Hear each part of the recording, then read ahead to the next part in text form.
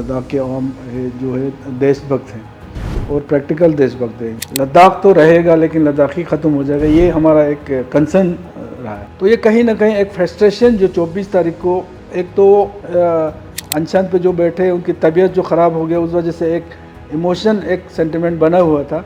जो सोनम वांगचुक का मसला है, NSA के अंदर उसको बुक किया गया, उसको कई तरह के एलिगेशन उसके ऊपर डाल रहा है। लद्दाख सुलग रहा है। लद्दाख को हमने कैसे देखा? लंबी सड़कें, टूरिस्ट का आकर्षण, ठंडी हवाएं, नीला आकाश। आपको जब भी घने जंगलों यानी दिल्ली जैसे शहर या जो भी ऐसे शहर है जहाँ प्रदूषण बहुत है, वो यहाँ से दुखी होते हैं तो कहाँ जाते हैं? लद्दाख जाते हैं, शांति के लिए जाते हैं। वो एक शांत प्रदेश है, वहाँ के लोग शांति के लिए जाने जाते हैं। लेकिन गजब के स्वतंत्रता सेनानी, देश रक्षक, वो प्रदेश आज क्यों सुलग रहा है? क्या ऐसा हुआ कि 24 सितंबर को वहाँ पे 4 लोगों को, 4 उन नौजवानों को गोली मार दी गई? सोनम वांगचुक जो अभी तक सबकी आंखों के तारा थे, वो किरकिरी बन गए। ऐसा क्या हुआ? इसके लिए आज हम पहुँचे हैं लद्दाख से ही सांसद मोहम्मद हनीफ जहाँ के पास, जो हमें बताएंगे कि आखिर ऐसा क्या हुआ और ऐसी क्या मांग थी कि लद्दाख को अपने 4 लोगों को जान गंवानी पड़ी, और ये कैसे, मतलब अचानक से ये शांति जो थी वो कैसे इस तरह के दंगे में तब्दील हो गई, बीजेपी हाउस में आग लगा दी गई। क्या चीज़ें ऐसी होती रहीं? बहुत बहुत स्वागत है सर आपका हमारे इस शो में। क्या हुआ, अचानक लद्दाख क्यों सुलग रहा है? ये कोई अचानक नहीं हुआ। जो घटना घटी उसके लिए हम खुद जो लद्दाख के अवाम जो एक अमन पसंद लोग हैं, वहाँ के जो मेन जो KDA और एपेक्स जिसके अंदर तमाम पॉलिटिकल रिलीजियस ऑर्गेनाइजेशन का एक मिला जुला एक प्लेटफॉर्म है, जहाँ से पिछले 4-5 सालों से जो है लद्दाख के कुछ मुद्दों के लेके गवर्नमेंट ऑफ इंडिया के साथ बातचीत भी चल रहा था, और कहीं ना कहीं जो हमारे मेन मुद्दे हैं उनको जब एड्रेस नहीं कर रहे थे तो हमने कई बार हमने प्रोटेस्ट भी किया है, और बहुत ही पीसफुली लद्दाख के आवाम, जैसे कि अभी आपने कहा कि 2 चीज़ों के लिए पूरे देश भर में जाना जाता है, हमारी पहचान ही वही है कि एक तो ये लद्दाख के आवाम जो है देशभक्त हैं और प्रैक्टिकल देशभक्त हैं, जिन्होंने वक्तन फ़वक्तन जब भी देश के लिए ज़रूरत पड़ा अपने आर्मी नौजवानों के साथ कंधे से कंधा मिला के जो है इस देश की सुरक्षा में जो है अपना कंट्रीब्यूशन हमारे पीढ़ी दर पीढ़ी देते आए हैं, और आगे भी जब देश को अगर ज़रूरत पड़ा तो जानी माली हर किस्म की कुर्बानी देने का जज्बा भी रखता है। और बहुत ही पीसफुली हम लोग ये प्रोटेस्ट वगैरह कर रहे थे। लेकिन कहीं ना कहीं पिछले जब मीटिंग हुआ था हाई पावर कमेटी का, जिसमें हमारे डोमेसाइल वगैरह पे बातचीत चली थी, उस वक़्त MHA से हमें ये आश्वासन दिया गया था कि 1 महीने के अंदर फिर से हाई पावर कमेटी का मीटिंग बुलाया जाएगा, जिसमें लद्दाख के जो मेन मुद्दे हैं, लद्दाख के आवाम ने कहीं ना कहीं जब UT बनी लद्दाख को, इसमें कोई शक नहीं था कि लद्दाख के एक पार्ट जो लेह डिस्ट्रिक्ट है, वहाँ से सालों साल से जो है UT के लिए आवाज़ें उठती आ रही हैं। लेकिन उनका डिमांड था कि UT विद लेजिस्लेचर हो, उनका अपना वहाँ पे लद्दाख का अपना असेंबली हो, वहाँ का लेजिस्लेचर हो, और लद्दाख में लद्दाखी खुद गवर्न करे, लद्दाख के डेवलपमेंट कैसा हो वो लद्दाख वाले खुद तय करें, क्योंकि वहाँ के जो हालात है, जो टोपोग्राफी हालात है, वहाँ के मौसमी हालात है, वहाँ के इन्वायरमेंट को देख के वहाँ के कल्चर आइडेंटिटी ये डिफरेंट है बाकी देश के जगहों से। वहाँ पे तो ज़रूरी है वहाँ पे डेवलपमेंट हो, ऐसा डेवलपमेंट हो जो वहाँ के लोग जिस तरीके से चाहते हो, लोगों के हिसाब से वहाँ डेवलपमेंट हो। तो ये सारे चीज़ें परेशानी थी। वहाँ पे कोई डेमोक्रेसी हमें लगा कि जब UT बनी उसके बाद डेमोक्रेसी कहीं ना कहीं वहाँ ख़त्म हुई। डेमोक्रेसी की बहाली के लिए हम लोग डिमांड कर रहे थे, स्टेटहुड की डिमांड कर रहे थे। 370 और 35 जब ख़त्म हुई उसके अंदर कहीं ना कहीं लद्दाख के ये सारे चीज़ें वहाँ के ज़मीन, वहाँ के कल्चर, आइडेंटिटी, एनवायरनमेंट सब कुछ कहीं ना कहीं सेफ था, सेफगार्ड थे वहाँ पे। जब वो ख़त्म हो गया तो सारी चीज़ें ओपन हो गई। तो कहीं ना कहीं लद्दाख के लोगों को ये लगने लगा कि एरिया तो लद्दाख के बहुत बड़े एरिया है, मेरे ख्याल से देश का सबसे बड़ा कॉन्स्टिट्यूंसी वो तकरीबन 60,000 के आसपास स्क्वायर किलोमीटर पे है, लेकिन पॉपुलेशन वाइज वहाँ बहुत कम है पॉपुलेशन। तो इस तरह से अगर बाहर से लोग आते हैं ज़्यादा तो कहीं ना कहीं लद्दाख तो रहेगा लेकिन लद्दाखी ख़त्म हो जाएगा, ये हमारा एक कंसर्न रहा है, जिसकी वजह से हमने और डिमांड भी हमने किया, वही किया जो संविधान में हम हमारे लिए दिया है। लद्दाख टोटली ट्राइबल एरिया है, 6 शेड्यूल के अंदर जो है वो ट्राइबल लोगों को कुछ संविधान में दिया हुआ है, हमने उसी का डिमांड किया है। तो ये जो मेन 2 मुद्दे हैं ना, इसको सही तरीके से अभी एड्रेस नहीं हो पा रहा था, उस पर बातचीत अभी शुरू इन प्रिंसिपल हमारे MHA ने हमें माना था कि हम इन चीज़ों पे बातचीत हम करेंगे, लेकिन कहीं ना कहीं बहुत देरी हो रहे थे बातचीत इन पे शुरू होने में।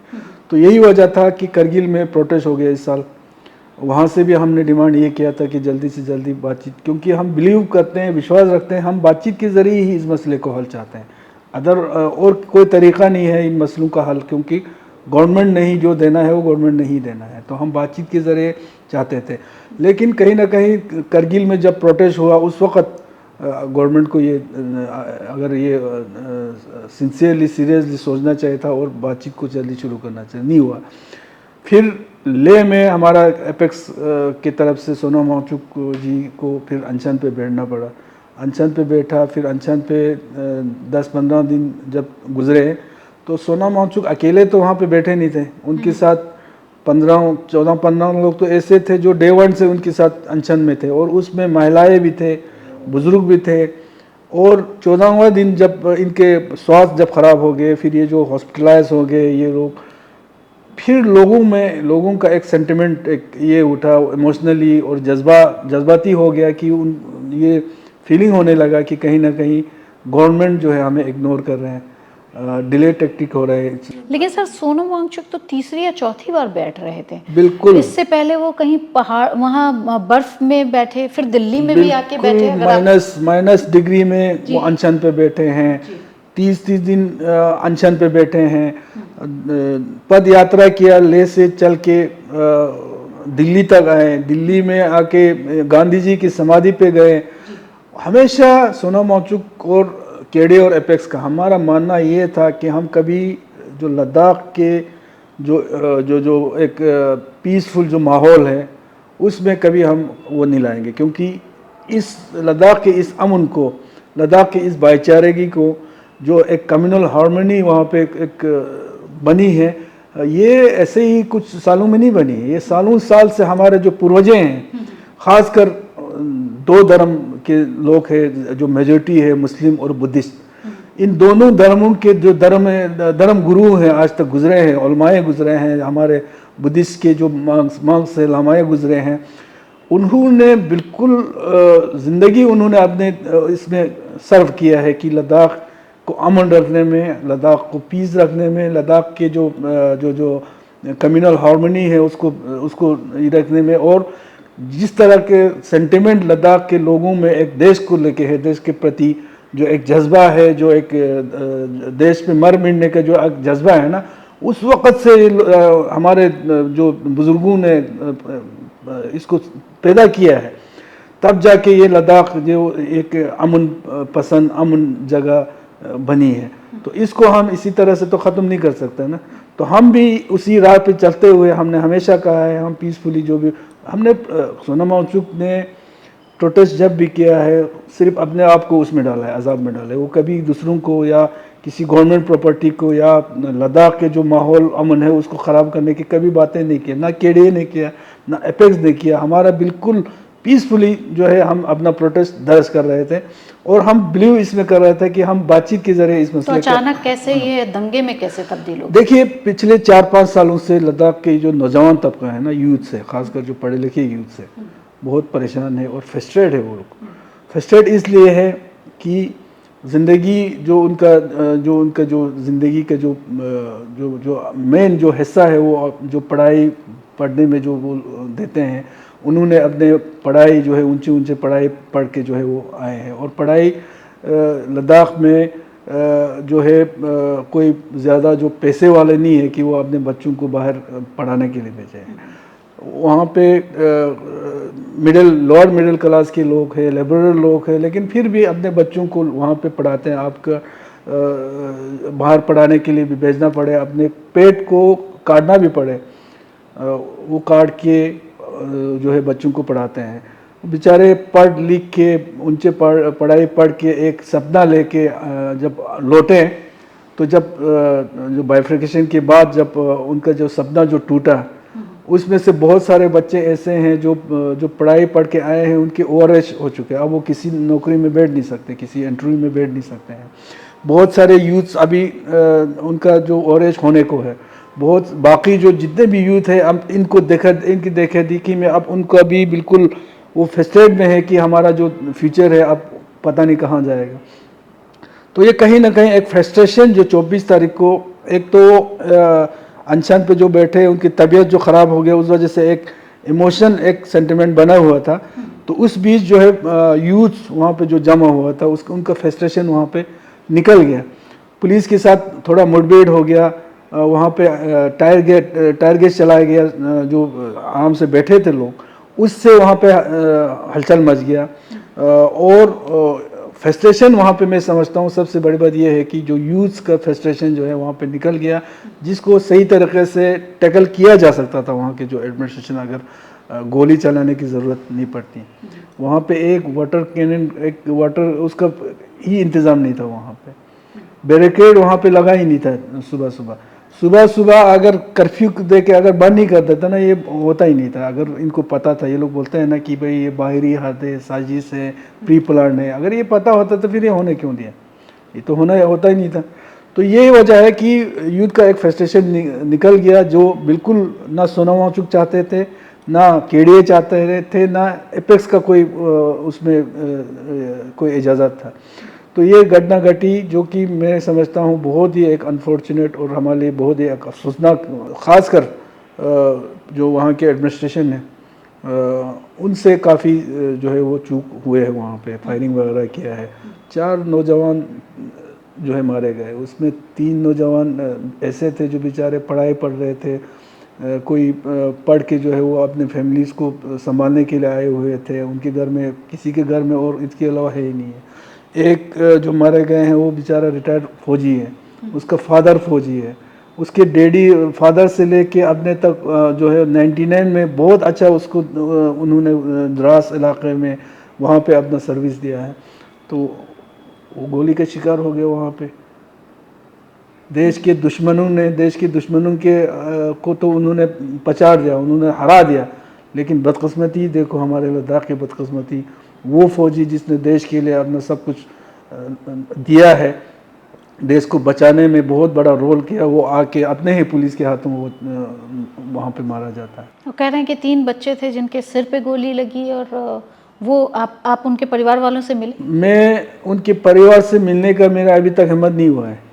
आपको पता है, वो तीनों बेचारा गरीब घराने के हो।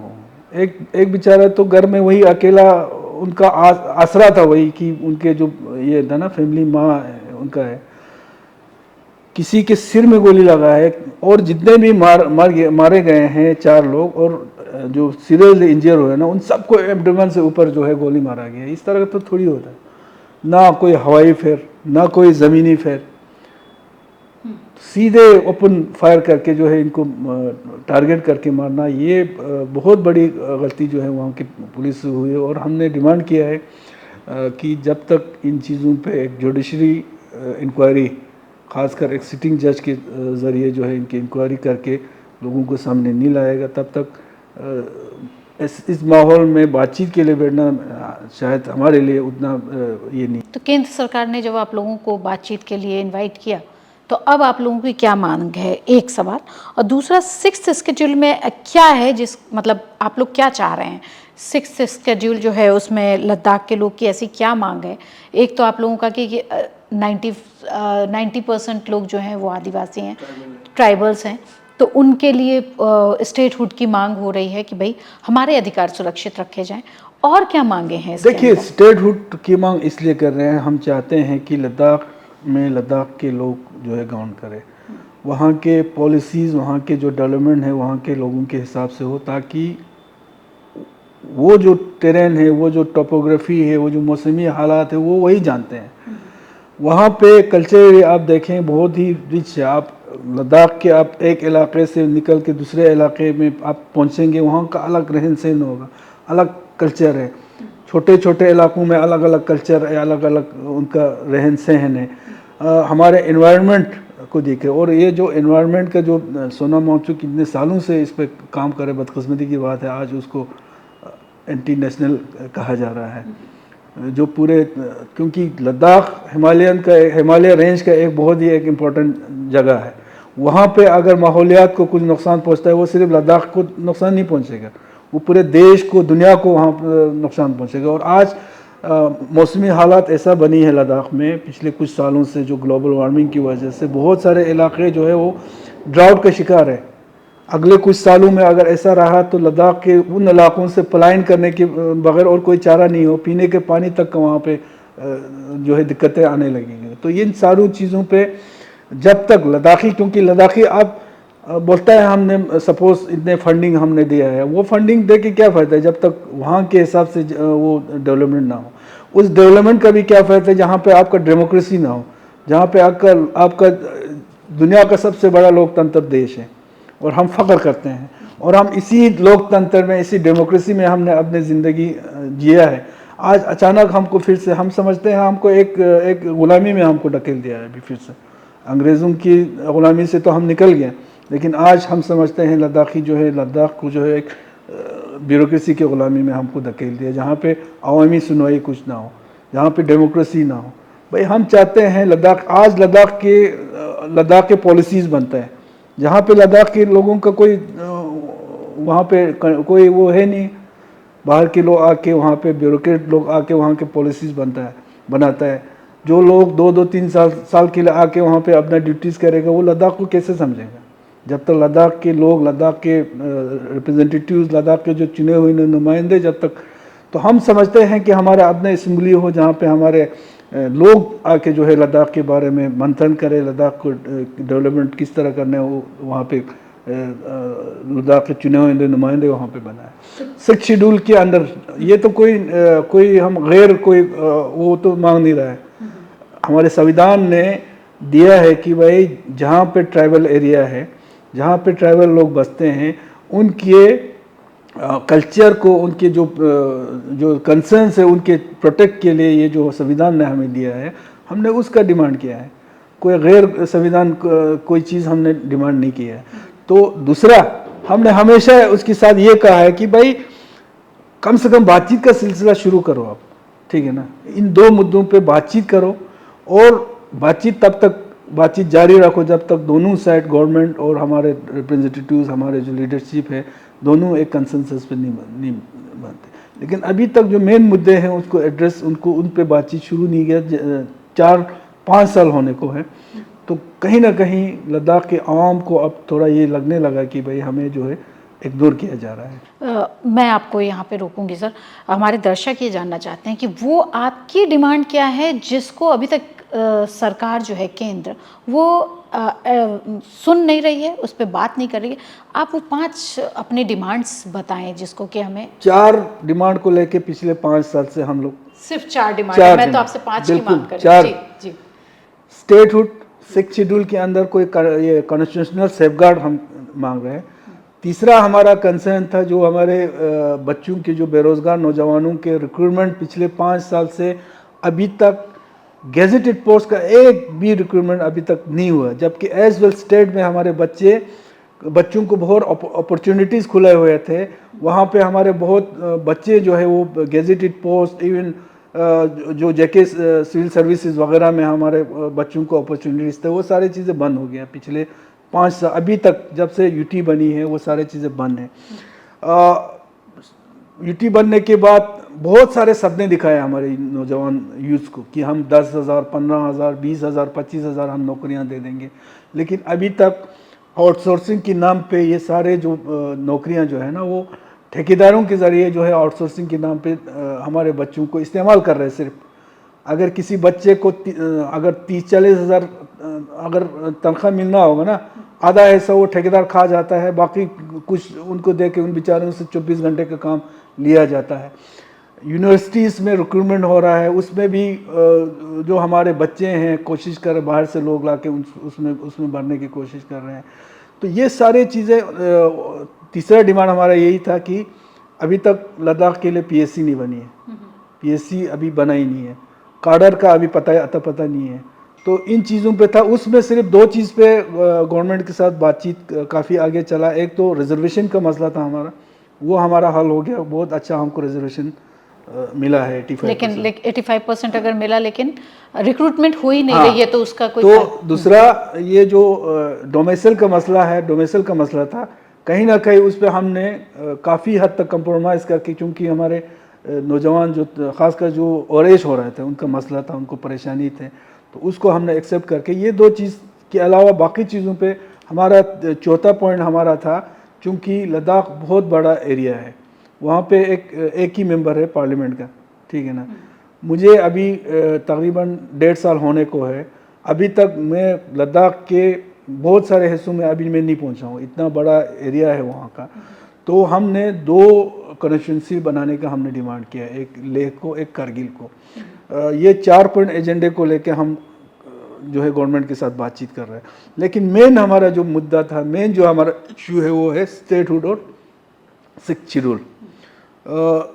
यूटी के डिमांड जो ले से हुआ था ना, उस वक्त भी उन्होंने यूटी विद लेजिस्लेचर की डिमांड किया था, क्योंकि उनको पता था कि यूटी अकेले में हमको कोई ये नहीं होगा। तो अभी तक इन दोनों पे कोई सीरियसली कोई बातचीत शुरू नहीं हुआ। मैं हमारा कहना ये है कि उन पे अगर बातचीत शुरू होता तो ये जो कल माहौल बन गया, ये मेरे ख्याल से नहीं बनता। तो अब आप लोगों को जब इन्होंने इनवाइट किया और आप लोगों ने मना कर दिया है, तो अब ये बातचीत कैसे शुरू होगी? हम बातचीत से मना नहीं कर रहे हैं, लेकिन हम कह रहे हैं अभी जो 24 तारीख को जो घटना घटी है ना, उस माहौल में हम कैसे बैठेंगे कि बातचीत की? आप मुझे बताना।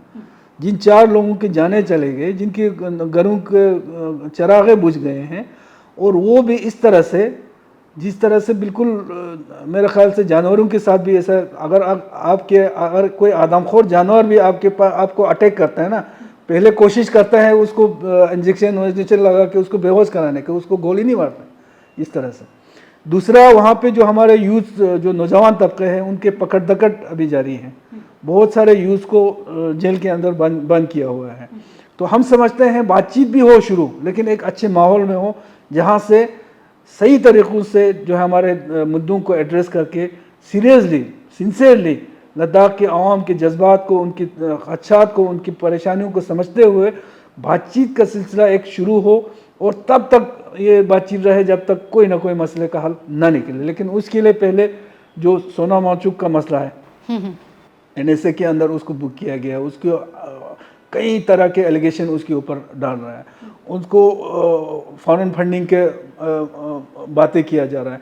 लेकिन मैं समझता हूँ सोना माचुक के जो हायल है, जो आपके सिग्मोल है, एफसीआरए के थ्रू उन्होंने फंडिंग लाया है, तो उनको इन्वेस्टिगेशन करो ना सही तरीके से।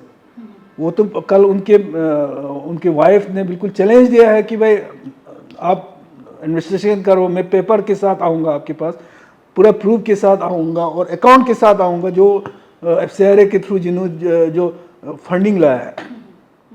पूरे भारत में मेरे ख्याल से 5,000 करोड़ से ऊपर जो है एफसीआरए के थ्रू फंडिंग आता है, उसमें से सोना माचुक ने ज़्यादा से ज़्यादा 1-1.5 करोड़ का फंड लाया होगा।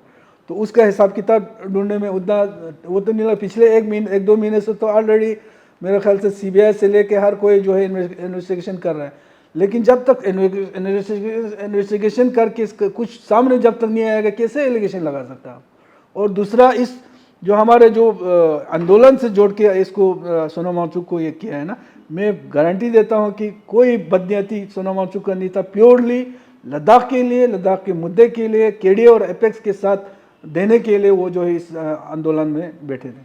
अच्छा, एक चीज़ और आती है सामने कि क्या ये इस पूरे मामले को पाकिस्तान से जोड़ा जा रहा है, चाइना से जोड़ा जा रहा है? नेपाल में जो अभी जिंजी ने जिस तरह से हंगामा किया और जिस तरह की सरकार तक गिर गई, आपको क्या लगता है कि जब लद्दाख में ये शुरू हुआ तो क्या वहाँ केंद्र सरकार डरी हुई थी या वहाँ सरकार डरी हुई थी और उन्होंने इस तरह का एक्शन लिया? आपको क्या इस तरह की कोई चीज़ लग रही है इस तरह में? देखो, सबसे अभी जो 2-3 दिन पहले जिस तरह का स्टेटमेंट वहाँ के एडमिनिस्ट्रेशन का सामने आया, कभी पाकिस्तान से जोड़ा जा रहा है, कभी चाइना से जोड़ा जा रहा है, कभी नेपाल से जोड़ा जा रहा है, ये जो स्टेटमेंट्स है ना, इससे बहुत हर्ट हुए लद्दाख के जो आवाम, क्योंकि अभी तक जो है लद्दाख के आवाम ने जिस तरह के से देश के लिए कुर्बानी दिया है, पूरे देश में लद्दाख को जो है एक बिल्कुल एक देशभक्त की तरह जाना जाता है, उनको अमन पसंद के तौर पर जाना जाता है। हमने हमेशा दुश्मनों से लड़ाई लड़ते आए हैं। जो ये बाहरी हाथ और ये अंदरूनी हाथ, ये सारे चीज़ें बोल रहे हैं ना, हमने अपने ज़िंदगी भर उन देश की सुरक्षा के लिए उन लोगों से लड़ते आए हैं। इवन लद्दाख जो है कश्मीर से भी सटा हुआ है और कश्मीर का पार्ट भी था उस वक़्त। करगिल के जितने भी पाकिस्तान से बॉर्डर है, उतना हमारा हमसाया कश्मीर भी है। कश्मीर एज वेल कश्मीर भी था। 90s के बाद जहाँ वहाँ टेररिज्म शुरू हुई, टेररिज्म के जो पीक टेररिज्म हुए थे, लेकिन लद्दाख के लोगों ने कभी उन चीज़ों को जगह नहीं दिया। उन चीज़ों को जगह देने के बाद तो छोड़ो, हमने टेररिज्म को बिल्कुल हमेशा हमने सिरे से निकाला है और आज उन्हीं लोगों को जो है वो बाहरी साजिश में शामिल कराते हैं। सबसे बड़ा जो ठेस पहुंचा है आज लद्दाख की आवाम को, यही पहुंचा है कि हमें जो है वो एक तरीके से देशद्रोही करार दे रहा है। तो ये तो बिल्कुल हम सिरे से नकारते हैं। ना सोनम वांगचुक ना हमारे आवाम इसमें कोई बाहर का साजिश है। और अगर एडमिनिस्ट्रेशन को या गवर्नमेंट को लगता था कि ये बाहर का साजिश हो रहा है, वहाँ पे फिर ये लोग फिर हाथ पे हाथ धरे कैसे बैठे थे? फिर तो अगर उस हिसाब से तो कोई इंतज़ाम था ही नहीं वहाँ पे। अगर इंतज़ाम कर देता तो सुबह से अगर कितना बड़ा है लेकर टाउन जो जहाँ पे ये हादसे हुए हैं, वो तो एक ज़्यादा से ज़्यादा आधा किलोमीटर का एक रोड होगा जहाँ पे सब कुछ ये बीजेपी ऑफिस हमारे सेक्टर वगैरह है। उसको तो फिर सुबह से ही बिल्कुल बंद ही कर सकता था, वो लोग कर्फ्यू लगा सकता था।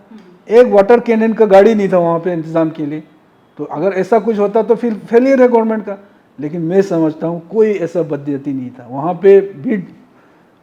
लद्दाख लेह बंद का जो कॉल दिया था, साइड में अनशन पे लोग वहाँ पे बैठे थे, वहाँ पे जमा हुए उस दिन यूथ जमा हुए, तो वहाँ पे यूथ का फ्रस्ट्रेशन निकल गया, ये हालत बन गया। तो इसको कंट्रोल करने में नाकाम हो गया वहाँ के एडमिनिस्ट्रेशन। लेकिन सर मैं एक सवाल और पूछूंगी आपसे कि हर जगह पे नाम सोनम वांगचुक का क्यों आ रहा है, हनीफ जहाँ का क्यों नहीं आ रहा? सांसद हैं वो, वहाँ के लेह का रिप्रेजेंटेटिव है वो। जो देश अगर सदन में अगर कोई आवाज़ बनेगा लेह लद्दाख की, वो आप बनेंगे। तो वहाँ पे सोनम वांगचुक क्यों इतनी बड़ी लड़ाई लड़ रहे हैं और आप कहाँ पीछे अपने आप को पाते हैं? सोनम वांगचुक केडीए और एपेक्स जब से बनी, यूटी बनने के बाद जब हमें एहसास हुआ, महसूस हुआ कि भाई इस सेटअप में जो है लद्दाख का फ्यूचर, लद्दाख का मुस्तकबिल जो है वो तारीकी में है, वहाँ पे केडीए बनी, एपेक्स बनी। केडीए करगिल डेमोक्रेटिक अलायंस, जिसमें हमारे पॉलिटिकल पार्टीज़ बीजेपी को छोड़ के और रिलीजियस जितने भी ऑर्गेनाइजेशन हैं, उन सब का मिला जुला एक ऑर्गेनाइजेशन बना करगिल डेमोक्रेटिक अलायंस। और जिसको बनाने में फाउंडर मेंबर हूँ मैं, और उसको बनाने में सबसे बड़ा रोल है हमारे। फिर एपेक्स बनी और लद्दाख के हिस्ट्री में लेह और करगिल कभी एक प्लेटफॉर्म पे आके आज तक कभी वो नहीं किया, लेकिन पहली बार लेह के लीडरशिप, करगिल के लीडरशिप एक प्लेटफॉर्म पे आके जो है ये 4 पॉइंट एजेंडा हमने फिक्स किया। इसको लेके हमने आंदोलन, हमने प्रोटेस्ट जो है शुरू किया था हमने केडीए और एपेक्स के बैनर तले। फिर बाद में सोनम वांगचुक जी जोड़ा। बेशक सोनम वांगचुक जोड़ने के बाद बहुत ही इस प्रोटेस्ट को, इस जो हमारे मुद्दे थे इसको लेके जो ये करने, इसमें बहुत ताकत मिला, क्योंकि वो as a environmentalist, as a educationist, ये देश में बल्कि विदेश में इसका एक पहचान जो है बना हुआ था। एक सोशल एक्टिविस्ट भी था साथ में। तो इन्होंने जब इस आंदोलन में ये इसका सपोर्ट मिला तो ये है कि इन्होंने बहुत इस प्रोटेस्ट को जो है वो आगे बढ़ाया है। तो इस वजह से सोनम वांगचुक जी का नाम, और सोनम वांगचुक ने बहुत ही अपने आप को अजाब में डाल के अनशन पे बैठे, और जब पद यात्रा किया तो तब जाके जो है सोनम वांगचुक का नाम जो है इसमें ये हो गया।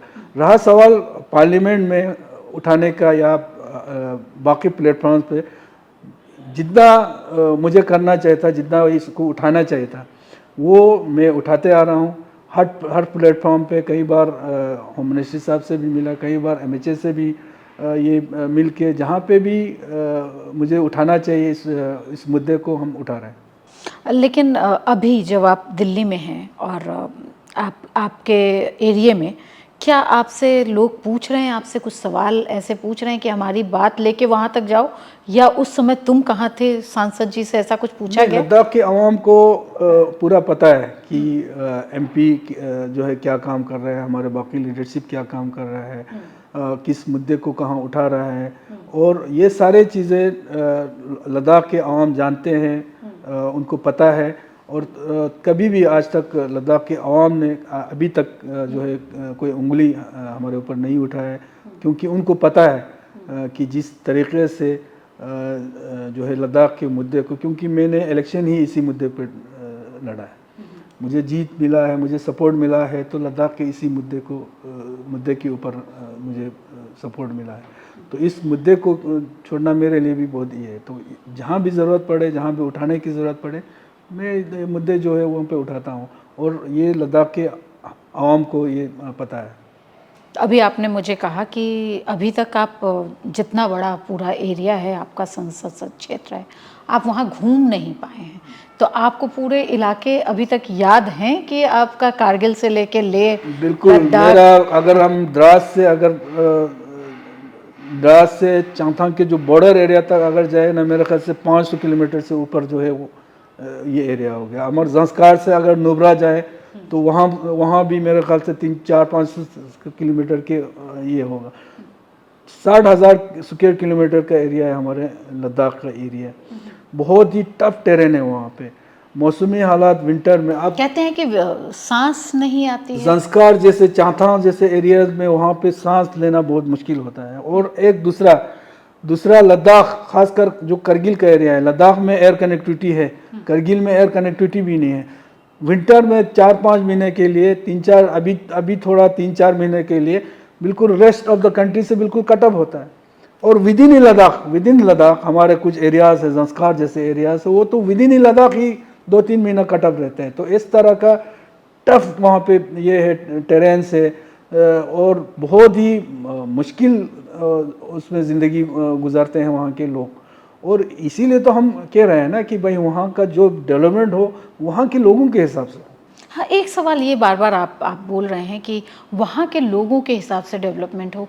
ऐसा क्या हुआ है, दर्शक भी जानना चाहेंगे कि ऐसा क्या हुआ है जो आप लोगों को बार बार ये कहना पड़ रहा है कि हमारे लोग हमारे स्थिति के हिसाब से डेवलपमेंट कीजिए। यूटी बनने के बाद ये दावा किया जाता है कि भाई लद्दाख को जो है फंड्स के उसमें हज़ारों करोड़ जो है फंड्स जाते हैं।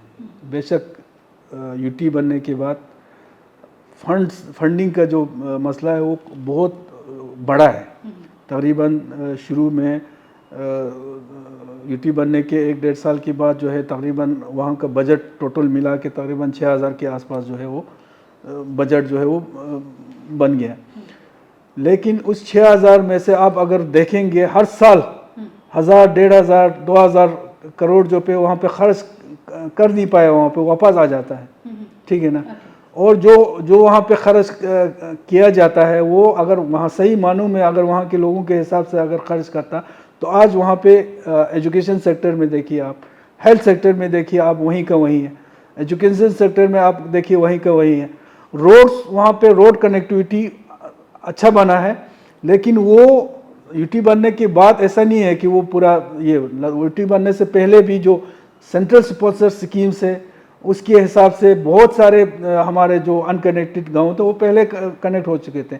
लेकिन हाँ, 2014 के बाद जिस तरीके से बॉर्डर एरियाज में जो हमारे जो रक्षा मंत्री खासकर राजनाथ सिंह जी आने के बाद भी जो जिस तरह का रोड कनेक्टिविटी जो का जो ये वहाँ पे जाल बिछाया है, ये सही है कि वहाँ पे इस तरह का जो इंफ्रास्ट्रक्चर वहाँ पे मजबूत हुआ है बॉर्डर एरियाज में। अदरवाइज रोड कनेक्टिविटी बन गया है, वो तो पहले से भी बन रहा था आपका। बाकी मेन जो जहाँ जिन सेक्टर्स में काम करना चाहिए था अभी भी उतना वो नहीं हुआ है। हेल्थ सेक्टर में अभी हमारे करगिल का हेल्थ ये देखिए, हॉस्पिटल देखिए, वही डिस्ट्रिक्ट एक हॉस्पिटल था पहले, 75-100 बेड का हॉस्पिटल था, वहीं के वहीं है। आज करगिल में अगर कोई पेशेंट सीरियस होता है तो उसको फिर अभी भी कश्मीर जो है श्रीनगर वहाँ शिफ्ट करना पड़ता है, जहाँ पे बहुत ही मुश्किलों का सामना करना पड़ता है, क्योंकि एज वेल स्टेट में थोड़ा प्रायोरिटी हमको मिलते थे, लेकिन अभी तो J&K से हम अलग हुए हैं, उनके अपने प्रायोरिटीज़ हैं। तो वहाँ पे भी अगर हम शिफ्ट करते हैं तो वहाँ पे भी बहुत सारे मुश्किलात का सामना आता है, और वहाँ से आगे दिल्ली वगैरह जाने का उतना हमारे लोगों में उतना वो है नहीं, वहाँ पे इकोनॉमिकली उतना वो है नहीं। तो बहुत सारे ऐसे सेक्टर है, अगर सही मानों में अगर डेवलपमेंट होता तो ये सारे चीज़ें इसमें इन्होंने इम्प्रूवमेंट हो जाता ना। तो आप सांसद हैं, आपकी जिम्मेदारी भी बनती है, तो अब आप क्या करेंगे? क्योंकि आप तो केंद्र से मांग कर रहे हैं। देखिए, केंद्र से अभी सिचुएशन का जो मांग है वो हमारे पूरे केडे और एपेक्स का मांग है कि जब तक ये जो इंक्वायरी वगैरह हो के जब तक ये नॉर्मल नहीं हो जाएगा तब तक बातचीत में हम नहीं बैठेंगे। उसके अलावा मैं समझता हूँ लद्दाख में डेमोक्रेसी की बहाली होना बहुत ज़रूरी है, क्योंकि जहाँ कहीं भी डेमोक्रेसी ख़त्म होती है, अवामी सुनवाई बंद हो जाती है, वहाँ पे कुछ ना कुछ ऐसे मसले होना ये लाजमी है। तो मैं समझता हूँ वहाँ के डेवलपमेंट हो, वहाँ के पॉलिसीज़ हो, हर चीज़ में जो है वहाँ के लोगों का शमूलियत होना बहुत ज़रूरी है। तो डेमोक्रेसी की बहाली हो, जो खदशात हमें लगता है उनको ख़त्म करने के लिए वहाँ कॉन्स्टिट्यूशनल जो सेफगार्ड की डिमांड हम लोग कर रहे हैं वो बहुत ज़रूरी है। और इन दो चीज़ों पे सीरियसली जो है गवर्नमेंट इस पे बातचीत शुरू करके बहुत जल्दी इन चीज़ों का कोई ना कोई हल जो है निकालना बहुत ज़रूरी है। नहीं, लेकिन मैं आपसे सिर्फ एक ही सवाल पूछूंगी। आप सदन में हैं, आप वहाँ के प्रतिनिधि हैं, आप अपनी आवाज़ उठा रहे हैं सदन में, या सदन में अभी तक आपको मोदी जी से या अमित शाह जी से मिलने का मौका मिला हो, तो अब आप एज अ रिप्रेजेंटेटिव सबसे पहली मांग क्या करेंगे? मैं बस ये इनके अलावा जो हमारे जो मुद्दे हैं, जी हमारे वहाँ हर इलाके के हिसाब से अलग अलग वहाँ पे इश्यूज हैं। करगिल का सबसे बड़ा इशू है वहाँ पे कनेक्टिविटी, एयर कनेक्टिविटी, क्योंकि विंटर में तभी कारगिल वाला ये इंसिडेंट हुआ। तकरीबन 50-60 सालों का डिमांड है करगिल वालों का, जो अभी तक हल नहीं हुआ है। वहाँ पे एक एग्जिस्टिंग एयरपोर्ट बनी हुई है, जबकि उड़ान स्कीम में कई बार वो जो एयरपोर्ट आया है, लेकिन अभी तक कोई प्राइवेट एयरक्राफ्ट का इंतज़ाम अभी तक नहीं किया गया। जिस हॉस्पिटल की मैंने बात की, डिस्ट्रिक्ट हॉस्पिटल, सबसे बड़ा इशू वहाँ पे ये है कि कोई अच्छा जो डिस्ट्रिक्ट हॉस्पिटल है उसको स्ट्रेंथन करने की जो है वो अभी तकरीबन 100 बेड का हॉस्पिटल है, जिसका प्रपोज़ल भी सेंट्रल गवर्नमेंट को गया हुआ है कि इसको 200 बेड का हॉस्पिटल बनाया जाए। लेकिन साथ में हम डिमांड ये कर रहे हैं कि वहाँ पे कोई मल्टी स्पेशलिटी का एक सुविधा हो, या एम्स का या ये PGI का कोई ना कोई वहाँ पे ऐसा सुविधा ये हो, ताकि वहाँ के पेशेंट को जो है वो कहीं आगे पीछे शिफ्ट करना ना पड़े। इसके अलावा हमारे अलग अलग इलाके के अलग अलग इश्यूज़ हैं।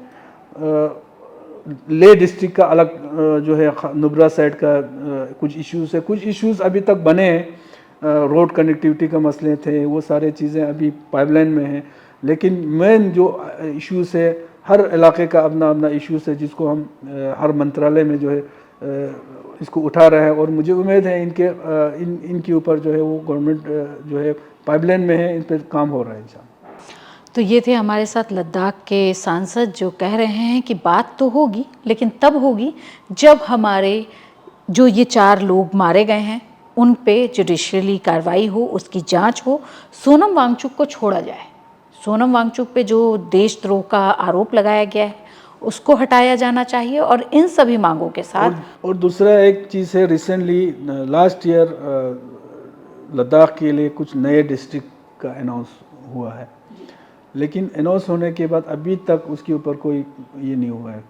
तो मेरा यही डिमांड मैंने होम मिनिस्टर साहब से भी मैंने डिमांड रखा था बाकी कि जल्द से जल्द ये डिस्ट्रिक्ट जो है फुल फ्लेज डिस्ट्रिक्ट बनाया जाए।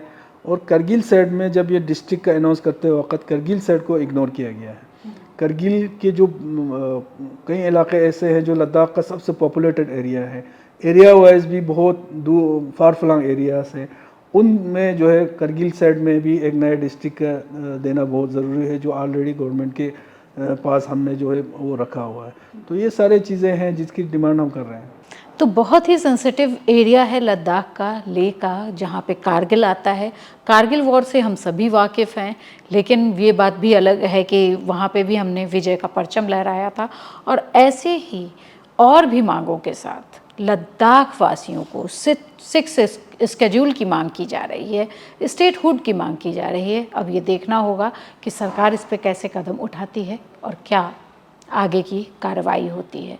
ऐसी ही और रिपोर्ट और इंटरव्यू के लिए देखते रहिए India.com। और आप क्या जानना चाहते हैं लद्दाख के बारे में हमें ज़रूर बताइए कमेंट बॉक्स में आकर, हम आपके हर सवाल का जवाब देंगे। देखते रहिए India.com।